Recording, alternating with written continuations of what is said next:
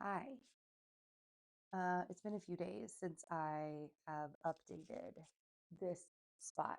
I've been really busy. The end of the month is always really, really busy to me, and I have to record a lot. So, like, doing any extra talking it kind of takes a toll on me. So, I try not to do like any extra talking. Um, I um, saw a new general practitioner, which I don't, if you haven't like watched any of the other videos, I've been having a really hard time in the last year since we left Cripple Creek finding a new general practitioner. And I need a general practitioner because my oncologist can't do everything. Um, like she can refer me to other doctors, but when it comes down to it, like the regular general stuff that I need taken care of every single day, I just need to have a doctor for. So it's been, let's see, we moved here in June of last year. And since then, I've been looking for a doctor. I've made appointments with doctors, and they were either canceled because the doctor was no longer taking new patients. There was another one that was canceled because the doctor left the practice and there weren't any other doctors in that practice taking new patients. And so I've just had to kind of like not force it and sort of wait for my time to like get that done. So then I found out we had to apply. I say we, Henry and I, we had to apply to be seen by a doctor in this health system. Like I'm already a part of this UC health system, and all of my information is in there, and it's a UC health doctor that I want to see. And so we had to apply, and it took like 3 weeks for me to get an appointment. But I finally saw him yesterday and I really liked him. Like, I really, really liked him. And I'm kind of frustrated that I really like a doctor. I've got a doctor finally that I really like. And I've already made plans to move across the country. This just makes me feel like I don't have to rush the move. Like, I don't have to rush getting there because, I mean, he just heard me. Like, the doctor just heard me, which is, not something that I see very often these days. And he like smushed in. I'm a pretty high maintenance patient. Like I am a really kind and patient.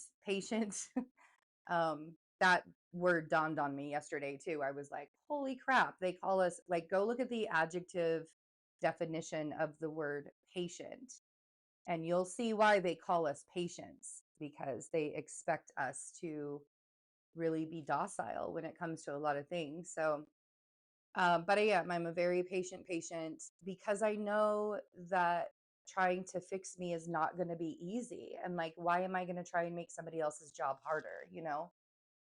Um, I am patient, but I'm also learning how to advocate for myself. So, this doctor brought up a lot of things that it didn't even dawn on me to think about. I have pain in my body like every single day. I'm at probably like a 4 or a 5. I take Tylenol.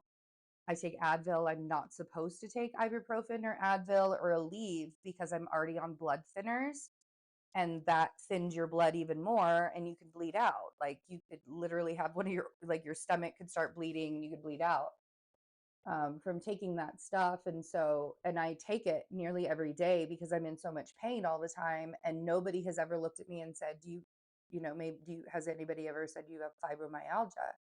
And I'm like, oh my God, I know what that is. And I know people who have it, but it didn't even dawn on me that that's probably what it is. And so he's changing some of my meds. That I take for other reasons. And um, I'm gonna see him in 3 months. And he gave me some pain meds too. And I had the best night of sleep last night because my body was like not in pain. Like I want to cry because it was so liberating. And it was really um, nice to have somebody hear me.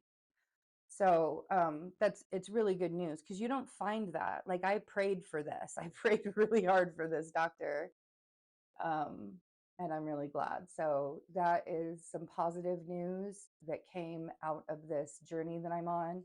And there's not a lot of that. Like I really needed this win, you guys. Like it was not something I mean, like it's just non-negotiable.